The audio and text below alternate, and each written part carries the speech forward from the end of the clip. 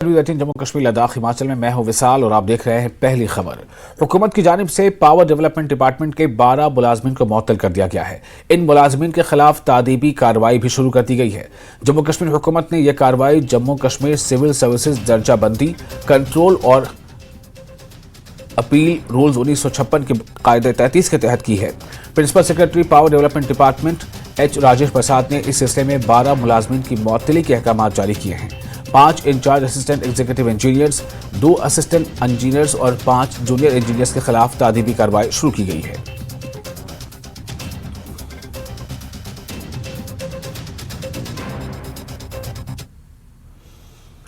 National conference के नायब सदर उमर अब्दुल्ला ने कहा है कि जब हुकूमत जम्मू कश्मीर में लोकसभा और असेंबली इंतखाबात एक साथ नहीं करा सकती है तो वन नेशन वन इलेक्शन को वो कैसे अमली जामा पहना सकते हैं। उन्होंने इल्जाम लगाया कि बीजेपी जम्मू कश्मीर में असेंबली इंतखाबात नहीं कराना चाहती है। इलेक्शन कमीशन ऑफ इंडिया जब चीफ इलेक्शन कमिश्नर साहब ने प्रेस कॉन्फ्रेंस दी, उसमें उन्होंने कहा कि इलेक्शन कमीशन तैयार है इलेक्शन के लिए। ये भी कहा कि तमाम सियासी पार्टियां बिना कोई छोड़े हुए सब जो है इलेक्शन के लिए तैयार थे। सिर्फ यहाँ की मौजूदा इंतजामिया जो है एडमिनिस्ट्रेशन, उन्होंने इलेक्शन कराने पे उन्होंने रोक लगाई, कहा कि हमें सिक्योरिटी फोर्सेस की ज्यादा जरूरत पड़ेगी।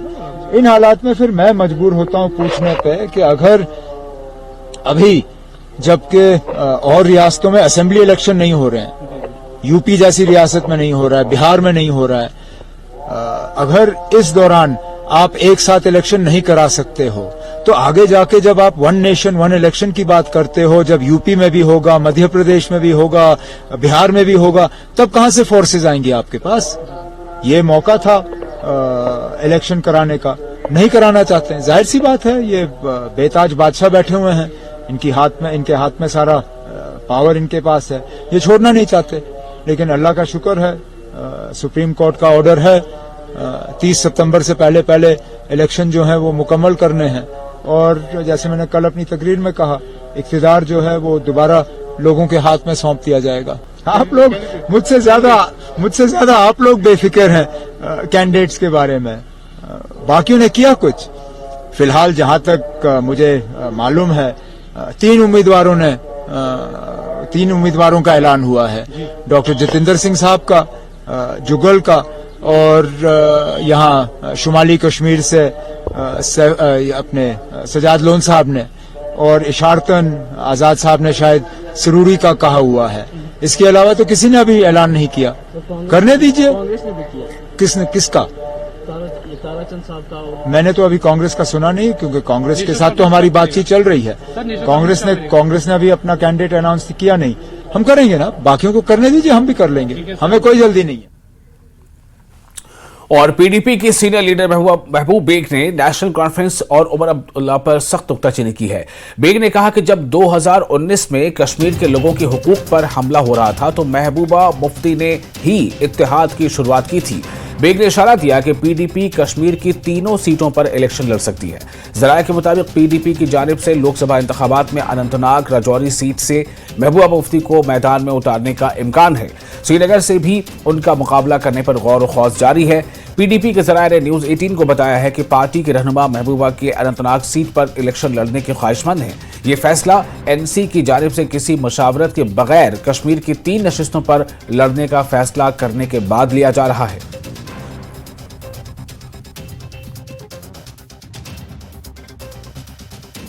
जब ये कॉन्सेप्ट बना था पीएचडी का, ये महबूबा जी का कॉन्सेप्ट था, क्योंकि 5 अगस्त 2019 का इनकलाब दिख रहा था, ऑनस्लॉट नॉट इनकलाब, जो जम्मू कश्मीर के लोगों के हुकूक पे जो ऑनस्लॉट आने वाला था, नेचुरली हर एक ने फोर्स ही किया था।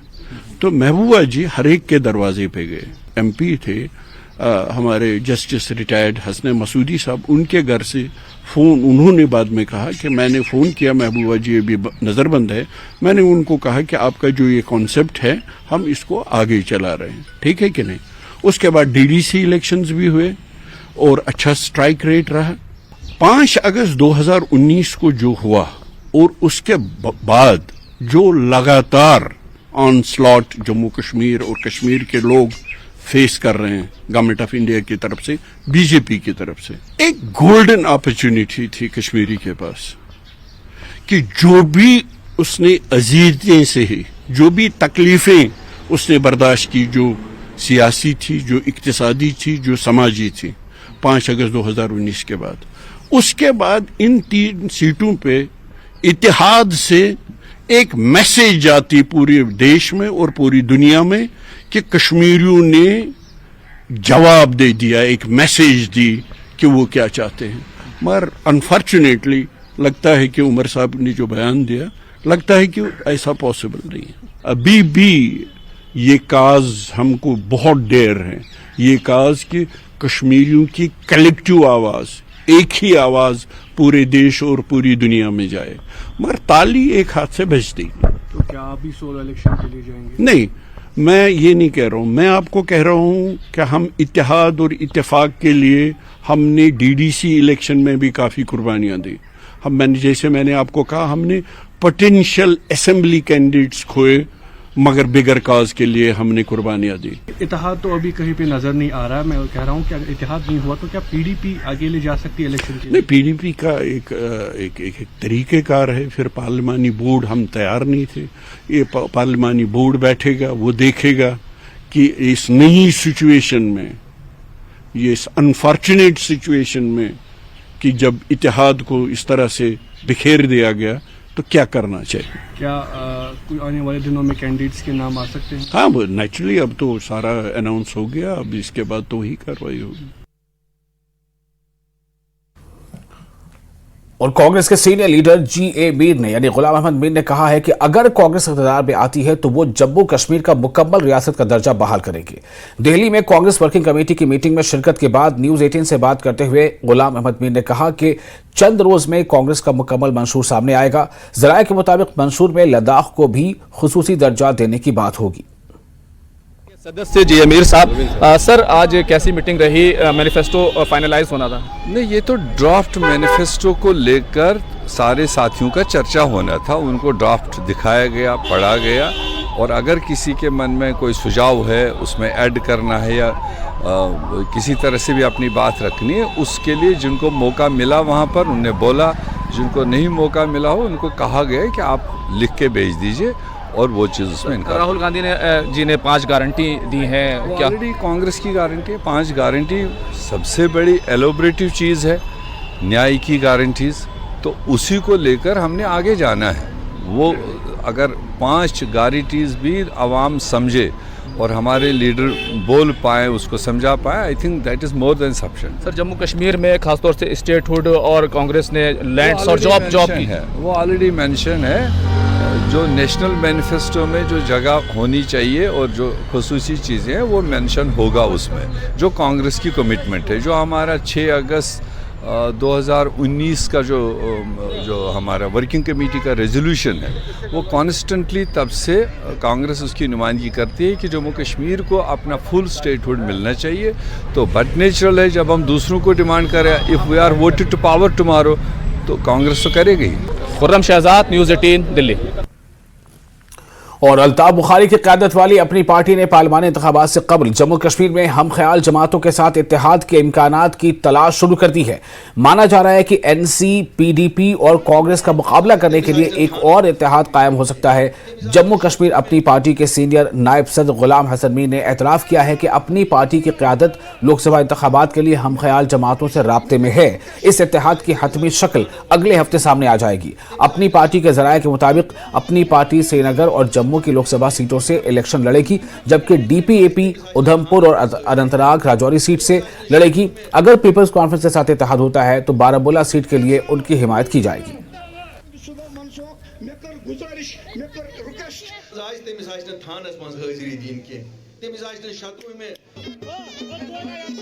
सर, न्यूज़ 18 से बात करने के लिए शुक्रिया। मेरा सवाल ये है, जो परिस्थितियां बदल रही हैं उसमें ये कहा जा रहा है कि आप कई लाइक माइंडेड पार्टीज के साथ इन टच में हैं ताकि यहाँ पे आगे की चुनौतियों का मुकाबला किया जाए। देखिए, मैं आपको बताऊं कि अपनी पार्टी जो है, अपनी पार्टी पिछले 4 साल से वजूद में आई है, तो चूंकि इन 4 साल में अपनी पार्टी ने एक छाप डाली है जम्मू कश्मीर की पॉलिटिक्स में, विद ए न्यू नरेशन, और लोगों को इसके साथ उम्मीदें भी बढ़ी हैं। लेकिन अभी कुछ ऐसे पॉकेट्स भी हैं जहां पर अपनी पार्टी अभी तक नहीं पहुंच पाई है। कल हमने सीनियर लीडर्स की, कश्मीर बेस्ड सीनियर लीडर्स के साथ एक मीटिंग की अल्ताफ साहब की सदारत में, तो वहां पर जायजा लिया हमने हर पार्लियामेंट्री क्षेत्र का कि कहां पर हमें क्या पोजीशन है, कैसे चलना है। तो उसमें यह महसूस किया गया कि division of votes is not favouring us. हमको अपने लाइक माइंडेड पार्टीज के साथ बात करनी चाहिए। तो फिर अल्ताफ साहब को इख्तियार दिया गया कि जो भी लाइक माइंडेड पार्टीज यहाँ जम्मू कश्मीर के अंदर हैं, आप उनसे अलायंसेस के बारे में बात करें। जब आप लाइक माइंडेड पार्टीज की बात कर रहे हैं तो ये चल रहा है कि जो गश्त कर रहा है कि गुलाम नबी आजाद वाली DPAP के साथ आपकी अलायंस हो सकती है, क्या इसमें कोई सदाकत है? क्या उनके साथ बात हो सकती है? मैं अभी ये नहीं कह सकता हूँ अलायंस हो सकती है नहीं हो सकती, लेकिन बातचीत हो सकती है। फिर आगे क्या बात होगी क्या नहीं होगी वो अलग बात है, लेकिन बात होने में कोई दो राय नहीं है। बात होगी और जरूर होगी। ये जम्मू कश्मीर की सियासत का मसला है, जम्मू कश्मीर के लोगों का मसला है, एक अल्टरनेटिव प्रोवाइड करने का मसला है। फिलहाल कैमरामैन नारायण के साथ में समीर भट्ट, न्यूज़ 18 जम्मू। और फिलहाल एक छोटा सा ब्रेक लेते हैं। ब्रेक के बाद खबरों का सिलसिला जारी रहेगा।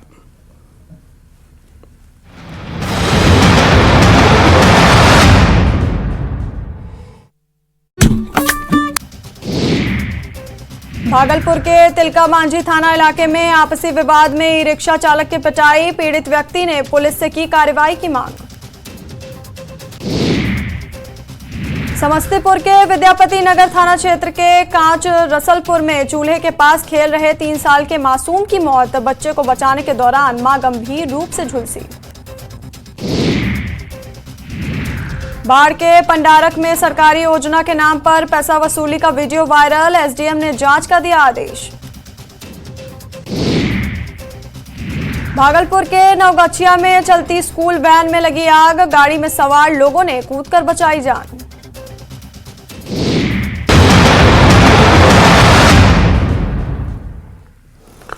ब्रेक के बाद एक बार फिर आपका स्वागत है न्यूज़ 18 JKL। इसमें आप देख रहे हैं पहली खबर। डेमोक्रेटिक प्रोग्रेसिव आजाद पार्टी के चीफ तर्जुमान सलमान निजामी ने इस बात की तस्दीक की है कि उनकी पार्टी जम्मू कश्मीर में एक अजीम मुतबादिल सियासी इत्तेहाद बनाने के लिए हम ख्याल जमातों से राब्ते में है। ताहम उन्होंने DPAP के किसी भी पार्टी के साथ इंजमाम के इम्कान को मुस्तरद कर दिया। सलमान निजामी ने कहा कि गुलाम नबी आजाद दीगर जमातों के कई लीडरों से राब्ते में है और जल्द ही एक मुतबादिल महाज सामने आएगा।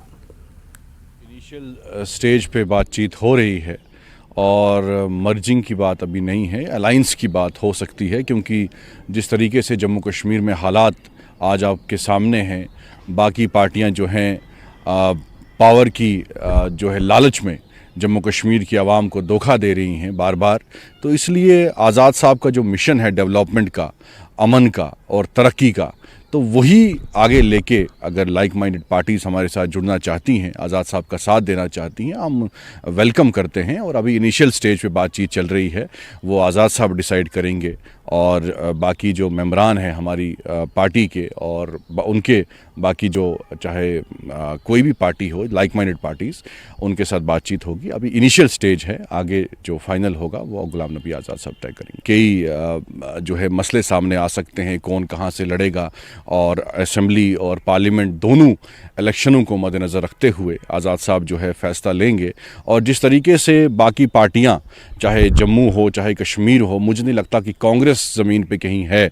आपने देखा जिस तरीके से आज़ाद साहब की रैलीज हमने चिनाब वैली में देखी, पीर पंचाल में देखी, जम्मू में देखी, कश्मीर में देखी, लोग आज़ाद साहब के साथ हैं। ऐसी खबरें आ रही थी कि पार्टियां आपस में मर्ज करके एक ही पार्टी बनाएंगे। देखिए, आज़ाद साहब तो किसी के साथ मर्ज नहीं कर सकते क्योंकि वो इंटरनेशनल स्टेचर के लीडर हैं। यही दो पार्टी जिसका मैंने नाम लिया और छोटी छोटी आज़ाद साहब के, देखिए यहाँ जम्मू है, कश्मीर है, ऐसा नहीं है कि दो पार्टियां हैं। जम्मू में भी काफ़ी पार्टियां हैं, काफ़ी लोग हैं, सोशल एक्टिविस्ट हैं, पॉलिटिकल एक्टिविस्ट हैं, वो आज़ाद साहब के साथ जुड़ना चाहते हैं, तो उसके लिए हम तैयार हैं। और ओबीसी समाज की मुख्तलिफ तंजीमों ने 1992 की मंडल कमीशन की रिपोर्ट के मुताबिक उनके लिए 27% रिजर्वेशन का मुतालबा किया है। जम्मू में एहतजाज के दौरान नारे लगाते हुए मुजाहिरीन ने कहा कि उनके साथ इम्तियाजी सलूक जारी है और वो चाहते हैं कि हुकूमत उन्हें उनके जायज हुकूक दे। हम क्या चाहते हैं? हम क्या जब से SC ST और OBC के लिए ये रिजर्वेशन जो अपलिफ्टिंग के लिए गवर्नमेंट की तरफ से रखी गई थी, उसका फायदा जैसे हमारे SC भाइयों को मिला, ST भाइयों को मिला, लेकिन OBC को इन्होंने बैन कर दिया। जम्मू कश्मीर में कुछ हमारी जो पॉलिटिकल हस्तियां थी, उन्होंने 370 की आड़ में OBC को वो रिजर्वेशन जहाँ पे लागू नहीं होने दिया।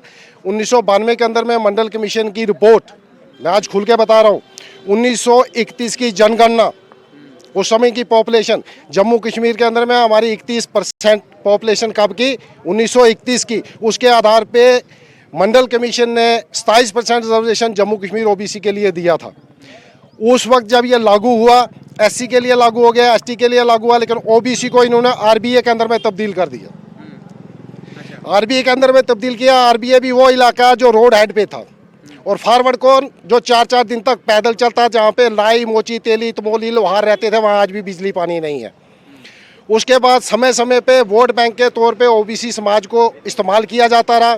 हमारा कोई बच्चा पढ़ लिख करके किसी यूनिवर्सिटी का प्रोफेसर नहीं बना, किसी कॉलेज का प्रोफेसर नहीं बना, कोई डॉक्टर नहीं बना, कोई जज नहीं बना।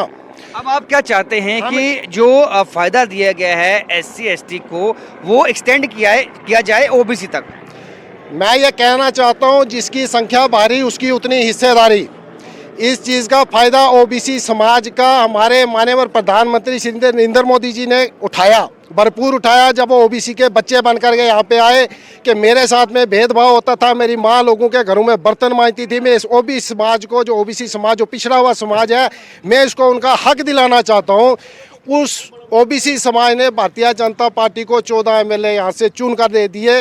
10 साल से उन्होंने हमारा शोषण तो आप चाहते हो कि पॉलिटिकल रिजर्वेशंस भी आपके लिए हों, आपके पंच सरपंच चुने जाएं और आपको रिजर्वेशन मिले आपके बच्चों को? हम चाहते हैं कि जैसे SC ST को रिजर्वेशन मिला, पॉलिटिकल में मिला, एजुकेशन में मिला, उसी तरीके से OBC समाज को भी रिजर्वेशन मिले, ताकि उनके बच्चे भी पंच बने, सरपंच बने, MLA बने, MP बने। हम हमेशा लोगों के वोट देने वाले ना बने, हम लेने वाले भी बने। उसका हमें बराबरी का हक चाहिए।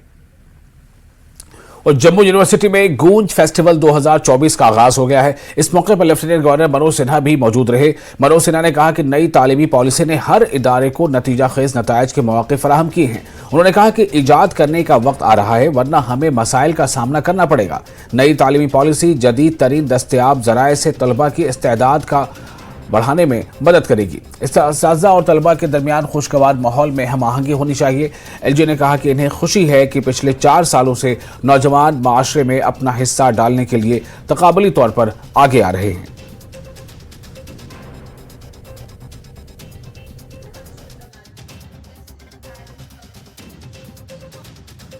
विद्यार्थियों और यूनिवर्सिटीज और कॉलेज कैंपस को अगर हमने नहीं बदला तो मुझे लगता है कि वो लक्ष्य हमारे लिए मुश्किल होगा। दिनेश सिंह जी ठीक कह रहे थे, सभी स्टूडेंट्स में क्यूरियोसिटी और नई डिस्कवरी को कैसे हम और हवा दे सकते हैं, इस पर हमें काम करने की ज़रूरत है। मुझे पूर्ण विश्वास है कि यूनिवर्सिटी सिलेबस के बाहर सबसे ताकतवर हथियार होगा तथा हर एक स्टूडेंट के यूनिक व्यक्तित्व, यूनिक इंडिविजुअलिटी को भी नर्चर करेगा। इस दृष्टिकोण से जम्मू यूनिवर्सिटी के प्रयासों की मैं भूरी भूरी प्रशंसा करना चाहूँगा। और मुझे लगता है कि यूनियन टेरिटरी ही नहीं बल्कि देश की अन्य यूनिवर्सिटी भी इस तरह के इनिशिएटिव्स के साथ अपने को जोड़ें। और गूंज मुझे लगता है कि उसी दिशा में शुरू किया गया एक कार्यक्रम है। और ओबीसी समाज की मुख्तलिफ तंजीमों ने 1992 की मंडल कमीशन की रिपोर्ट के मुताबिक उनके लिए 27% रिजर्वेशन का मुतालबा किया है। जम्मू में एहतजाज के दौरान नारे लगाते हुए मुजाहिरीन ने कहा कि उनके साथ इम्तियाजी सलूक जारी है और वो चाहते हैं कि हुकूमत उन्हें उनके जायज़ हुकूक दे। जम्मू यूनिवर्सिटी गूंज फेस्टिवल 2024 का आगाज हो गया। मैंने आपको बताया किस तरह से वहां जब LG मनोज सिन्हा पहुंचे थे तो उन्होंने किस तरह ये कहा है कि हमारा हदफ ये है कि हम आगे बढ़ें और नौजवानों को जो है आगे बढ़कर मिसाल पेश करनी है। हुकूमत की तरफ से जम्मू कश्मीर में ज़रूरी कारोबार को फरोग देने के लिए मसलसल कोशिशें की जा रही हैं और इसके नतायज भी नजर आ रहे हैं। श्रीनगर की एफशा जान भी उन लोगों में शामिल हैं जिन्होंने खुद इन्हिसारी की तरफ सफर करते हुए खाने पीने की अशिया में अपना कारोबार शुरू किया और जल्द ही अपनी पहचान बना ली। एफशा जान कहती हैं कि मैं अपनी प्रोडक्ट बगैर प्रिजर्वेटिव्स के बना रही हूं और इसके लिए अभी बहुत कुछ करना बाकी है।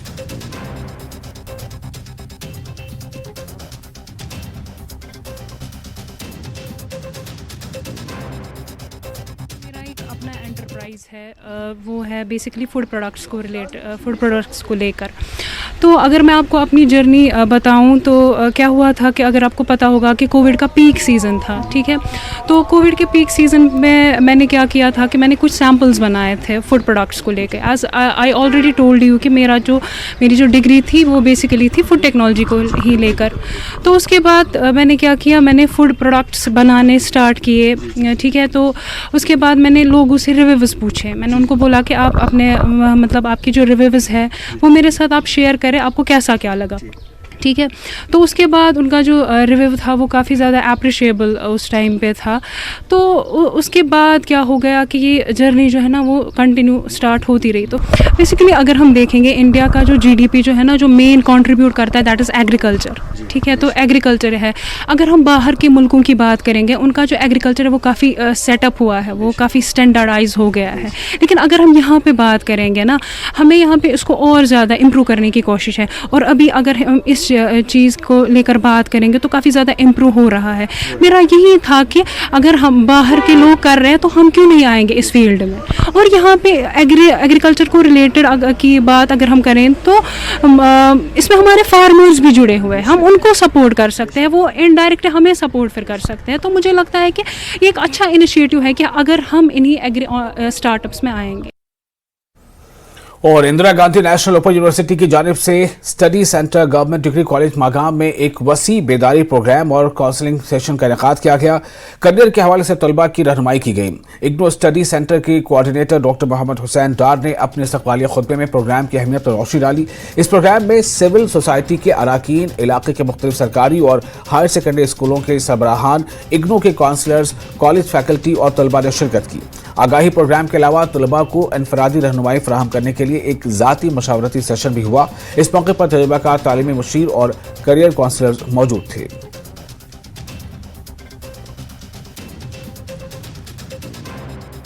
रीजनल सेंटर श्रीनगर में गवर्नमेंट डिग्री कॉलेज मागाम में हमारा रीजनल सेंटर का एक स्टडी सेंटर है। यहाँ पर हमने एक प्री एडमिशन काउंसलिंग सेशन का इनेकाद किया था, जिसमें हमने सिविल सोसाइटी और यहाँ की जो तालिब इल्म है और जो जनरल पब्लिक है उनको इग्नो और इग्नो के प्रोग्राम्स के हवाले से इंफॉर्मेशन दी। इसमें ख़ास फोकस हमारा ये था कि नई एजुकेशन पॉलिसी के तहत जो ड्यूअल डिग्री का जो प्रोविज़न है, इसमें एक स्टूडेंट जो है एट ए टाइम 2 डिग्रीज एक रेगुलर सेटअप से एक डिस्टेंस एजुकेशन से वो हासिल कर सकता है।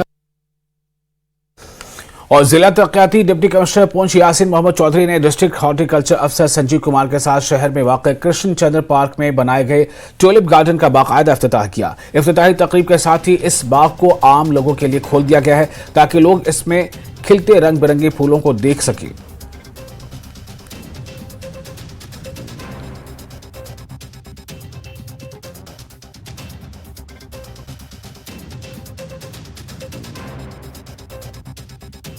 जानते हैं कि हमारी कृष्ण चंद्र पार्क में 2 साल पहले एक ट्यूलिप गार्डन इनॉग्रेट किया गया था और हम हर साल उसका ब्लूमिंग पीरियड के दौरान ओपन करते हैं। और इस साल भी फ्लोरिकल्चर डिपार्टमेंट की जानिब से यहाँ 6 डिफरेंट एक्जॉटिक वेराइटीज़ प्लांट की गई और आप जैसे देख रहे हैं कि फुल ब्लूम में है। हमारी कोशिश है कि शहर की जितनी भी हमारी फ्लोरिकल्चर पार्क्स या अलावा पार्क्स भी हैं उन्हें हम मेंटेन करें, अपग्रेड करें। और इसी के चलते जैसे आप देख रहे हैं कि एक नई पार्क जॉगर्स पार्क जो हम बना रहे हैं एसके ब्रिज के साथ, उसका भी काम ज़ोरों शोरों से है।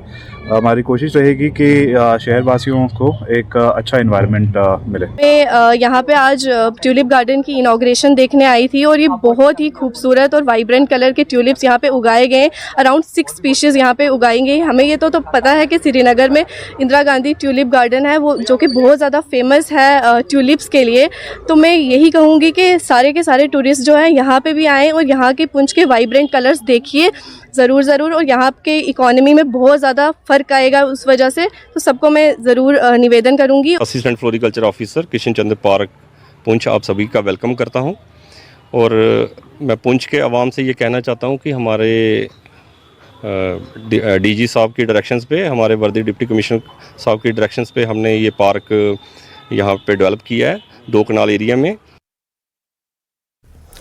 और इसके साथ ही इस बुलेटिन में फिलहाल इतना ही कि न्यूज़ 18 जे के लिए लगातार बड़ी और अहम खबरों का सिलसिला जारी रहेगा।